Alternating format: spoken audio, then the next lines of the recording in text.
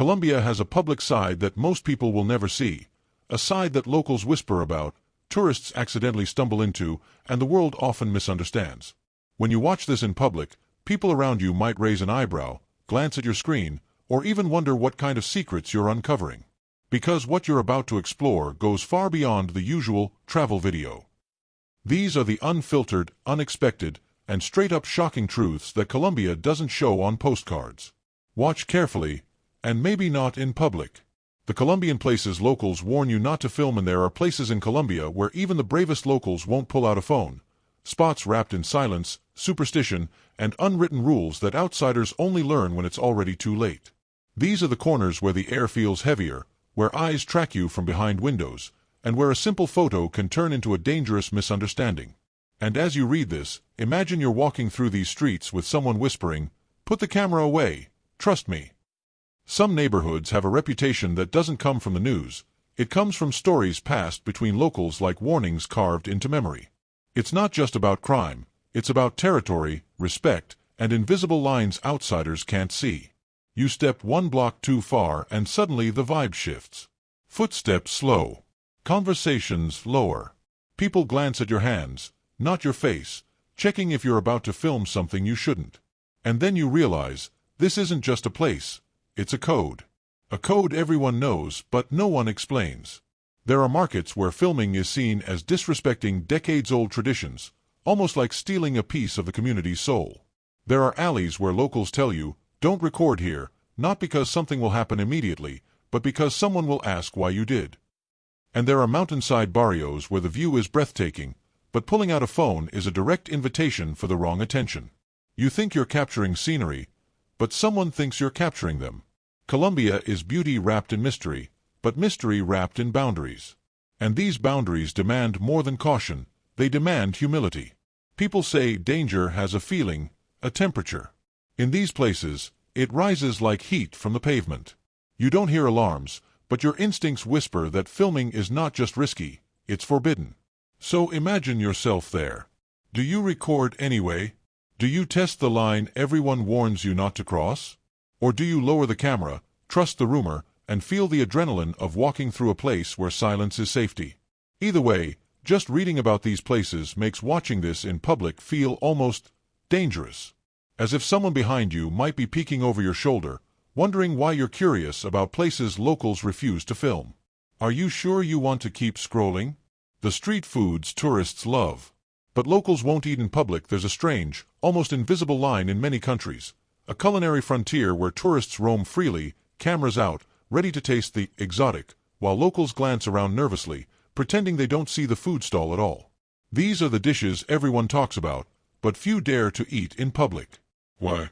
Because behind the smell of sizzling oil and colorful sauces lie taboos, superstitions, and a kind of shame that only makes everything more intriguing. As you read this, imagine you're walking through a crowded market. Can you hear it? The knives hitting the chopping blocks, the vendors yelling deals, the tourists taking photos, and the locals pretending they're not fascinated. Some foods carry centuries-old superstitions, like snacks believed to bring bad luck if eaten in broad daylight, or dishes that are considered humiliating for adults, even though everyone secretly loves them. Others are tied to intimate traditions, remedies for heartbreak, fertility foods, or shame snacks eaten only at home. And then there's the embarrassment factor. Dishes that smell too strong, look too messy, or are tied to a stereotype that no one wants to be seen reinforcing. It's the culinary equivalent of listening to a guilty pleasure song you'd never admit you enjoy. Tourists. They dive in. They film everything. They chew loudly, eyes wide, soaking in the thrill of eating something the internet labels weird or fearless. Meanwhile, locals walk past quickly, pretending they don't crave that forbidden bite. Some even wait until nighttime, when no one is watching, to finally indulge. There's a kind of tension here, a cultural tug-of-war between pride and embarrassment. And maybe that's why these foods are so fascinating. They reveal what people hide, what they fear, and what they secretly desire. Now imagine yourself at that stall. Would you dare take a bite knowing everyone is watching? Or would you look around first, checking whether the coast is clear, before letting curiosity win? In these markets, food isn't just food. It's reputation, belief, superstition, and identity. And sometimes, The most delicious things are the ones eaten only in the shadows. Public behaviors that are considered extremely offensive in Colombia. There are places in Colombia where you can tell someone is a foreigner long before they open their mouth, because they do the one thing locals would never dare do in public. And once you do it, you feel dozens of eyes on you. Some curious, some amused, and some silently judging. So let's walk through these social landmines that tourists accidentally step on, because Colombia isn't just a country of bright colors, loud music, and warm people. It's also a place with deeply ingrained codes of respect, safety, and social etiquette. One of the fastest ways to cause a silent scandal? Talking loudly in public spaces, especially on buses or in line at a store. Colombians value a certain respectful quiet in shared spaces, and the moment you start broadcasting your whole life story on speakerphone, everyone will turn and stare like you just committed a cultural crime. Speaking of phones, walking around with your phone fully exposed, pointing it at things, filming people without permission, or recording street life openly is considered both rude and dangerously naive. Locals know better. They either keep their phones hidden or move quickly, almost like a ritual, because showing it off can invite trouble. When a foreigner ignores this unspoken rule, it feels reckless, like watching a horror movie character open the wrong door. Then there's whistling or snapping fingers at someone to get attention, a massive no. In Colombia, it's disrespectful, almost dehumanizing. Try doing this at a restaurant and you'll immediately feel the atmosphere shift. People won't tell you off, but the looks will say it all. Another behavior that shocks locals is public displays of frustration, slamming things, raising your voice, complaining aggressively. Colombians generally handle conflict softly, indirectly, and with patience. Watching a foreigner explode over a delay feels like watching chaos burst into a calm room. Even your body language can betray you. Pointing at people, refusing a greeting, or not saying buenas tardes when entering a small shop can read as cold or arrogant. In Colombia, greetings are sacred. Failing to offer one makes you instantly other. And don't even think about criticizing the country loudly in public. Colombians can make jokes about their own issues, but if a foreigner says the same things, it hits differently, and the mood shifts instantly. If you want to truly test yourself, imagine walking through a busy Colombian street right now. Look around. Notice how locals greet each other, how they lower their voices, how they glance around before checking their phones, how they treat strangers with warmth but expect respect in return. Now ask yourself, would you blend in, or would you stand out immediately? Because sometimes, the things that offend most aren't dramatic. They're subtle, invisible, and woven into the rhythm of everyday life. And once you understand them, Colombia transforms from a place you're visiting into a place you're flowing with. The truth about Colombia's hidden neighborhoods isn't written on any map, it's whispered. You hear it in taxi drivers lowering their voice, in abuelas who pause mid-sentence, in locals who smirk and say, "Ah, that place?" You won't understand until you go. These aren't the dangerous zonas rojas that travel blogs warn you about. No, these are cultural pockets so unusual, so deeply rooted in hyperlocal identity, that stepping inside feels like crossing a border without ever leaving the city. Picture this. You turn a corner in Medellin and suddenly every storefront uses the same slang, the same jokes, the same inside references you've never heard in your life. In Bogota, you wander 2 blocks off a main avenue and the vibe flips completely. Music changes, food changes, even the rules of eye contact change. It's like Colombia contains miniature countries, each with their own code of conduct, their own rhythm, their own secret social agreements. Some neighborhoods operate on rituals outsiders never notice. The exact hour when doors open, the unwritten rule about who greets first, the specific corner where everyone must buy their arepas even if cheaper ones exist elsewhere. In a few of these barrios, locals say that if you don't understand the energy, you'll stand out more than a neon sign. Not because you're foreign, but because these communities are so tightly woven that even other Colombians feel like outsiders. And here's the shocker. People don't avoid these places out of fear, they avoid them out of respect. These barrios protect their identity fiercely. What looks like a normal street to you is actually a living room shared by hundreds of families. What feels like a casual walk for you might feel like entering without knocking to them. Let's make this interactive for a moment. Imagine yourself stepping into one of these neighborhoods right now. What's the first thing you notice? The music. The way everyone seems to know each other. The sudden sensation that you're being observed, not with hostility, but with curiosity. In these hidden pockets, Colombia becomes more Colombian. Louder, softer, stranger, more magical. Locals joke that foreigners don't go there because they wouldn't even know how to interpret what's happening. Every gesture has meaning. Every silence has context. Every corner carries a story passed through generations. These neighborhoods are the reason Colombia feels bigger on the inside than on the outside, a mosaic of microcultures where the country's most authentic identity hides in plain sight, waiting for someone brave enough, curious enough, or lucky enough to step in and feel the shift. And if you ever do, you won't forget it. Because for a moment, you'll swear you crossed a border no one told you existed. Strange Colombian night rituals you should never watch around other people. There's something about the Colombian night that feels charged, like the air itself is holding a secret. When the sun drops behind the mountains and the streets begin to empty, a different Colombia wakes up. It's a world of whispered traditions, inherited myths, and customs that outsiders often stumble upon by accident, and instantly regret ever witnessing. Because these aren't the kind of rituals people openly talk about. They're the kind you only hear in low voices, the kind locals swear you shouldn't watch with company. Not because they're dangerous, but because they're deeply cultural, almost sacred, and undeniably unsettling. Imagine standing in a rural town right as midnight approaches. A group of neighbors gathers silently, forming a circle around an old candlelit table. Someone places a bowl of water at the center, and suddenly everyone goes quiet, as if waiting for something to cross from the other side. Or picture a grandmother sweeping her doorstep at exactly 3 a.m. because she believes the wandering spirits of the night can't enter a clean threshold. Outsiders watch this with wide eyes, unsure whether it's superstition, spiritual discipline, or something more mysterious. In some regions, locals still perform the calling of the good winds, whistling toward the mountains to invite protection for the next day. To someone who's never heard it, that eerie melody floating in the darkness feels like a signal from another world. And then there are the shadow rituals, silent moments where entire families sit in darkness, not speaking, believing that noise attracts the wrong kind of attention. Try explaining that to someone who's never experienced it. They'd think you stumbled into a horror movie. Even the playful myths turn unsettling at night. Kids grow up hearing that if you walk near the river after sunset, La Madre Monte might follow you home. So villagers leave little offerings, flowers, fruit, or even a lit candle, to keep the forest spirits calm until dawn.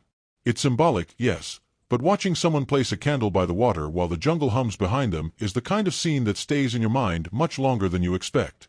And now, here's where you come in. Imagine you're standing there, watching these rituals play out, trying not to blink. What would you do?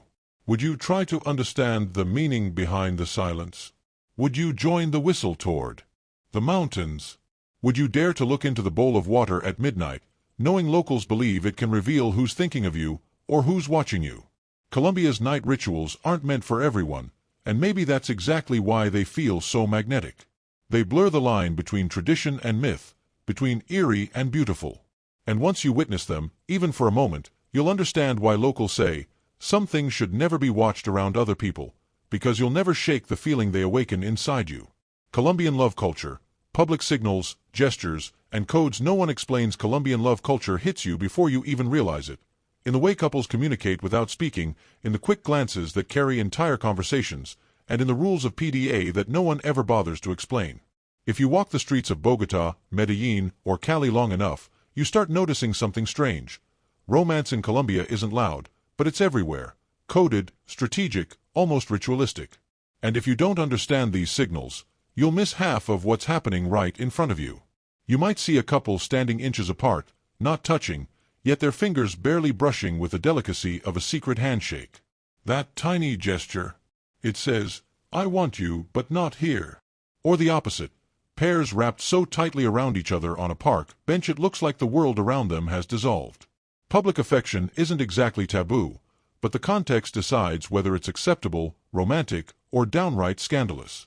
Colombians have a sort of sixth sense for reading the room, and you're expected to have it too, even if you're a foreigner with no idea what's going on. And then there are the codes, unspoken rules that dictate everything from how long you can hold someone's gaze to which types of compliments are flattering versus creepy. A prolonged stare in a cafe? In some countries it's rude. In Colombia, it might actually be an invitation, but only if paired with the right smile. Complimenting someone's looks directly? Too strong. But telling them they radiate good energy or have a linda vibra hits the exact emotional frequency Colombians consider real connection. You'll also notice couples claiming each other in public without appearing possessive. A hand placed lightly on the back while crossing a street. A whispered nickname no one else hears. A discreet lean-in that lasts half a second longer than necessary. These aren't random moments, they're signals. Territorial without being aggressive. Sweet without being childish. And if you're not paying attention, you'll think nothing is happening.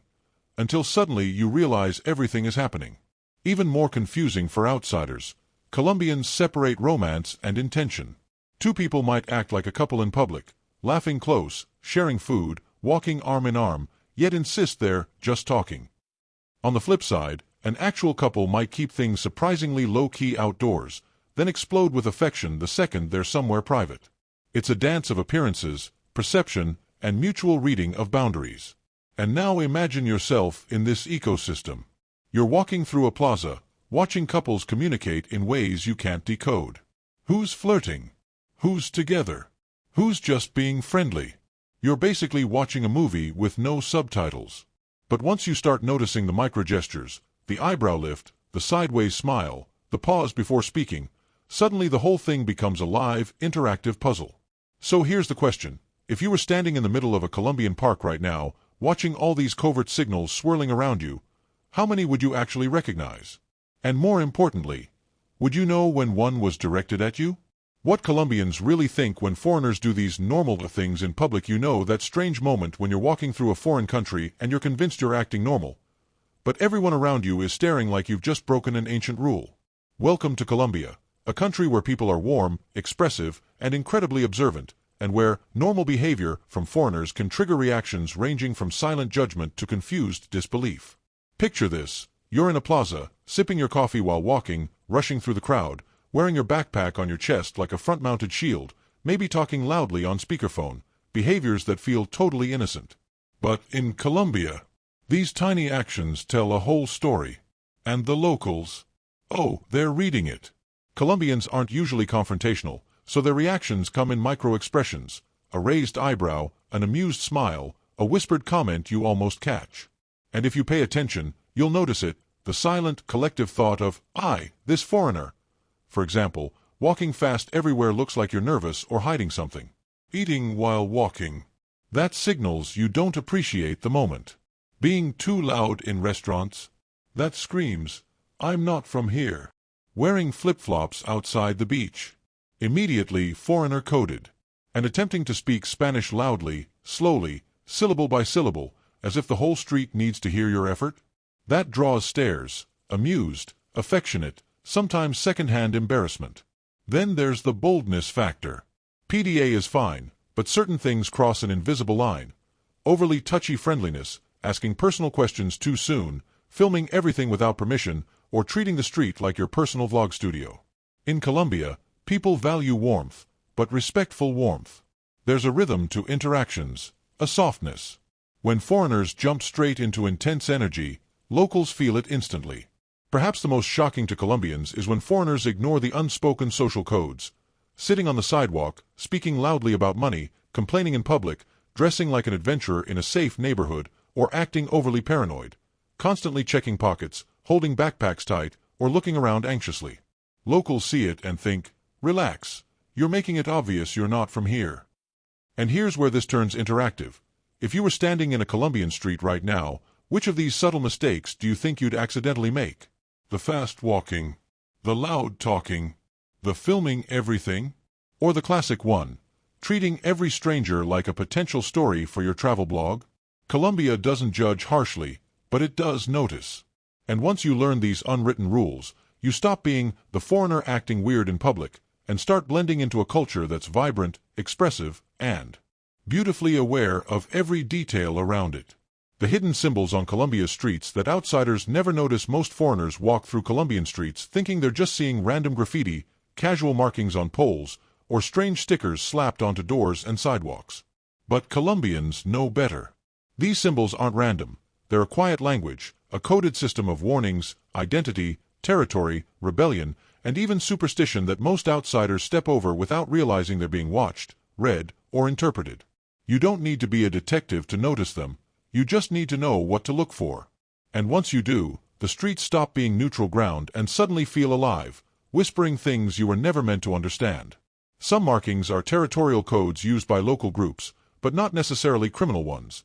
Youth collectives, urban artists, neighborhood crews who use symbols instead of names, like triangles, arrows, or grids, to signal where their influence begins.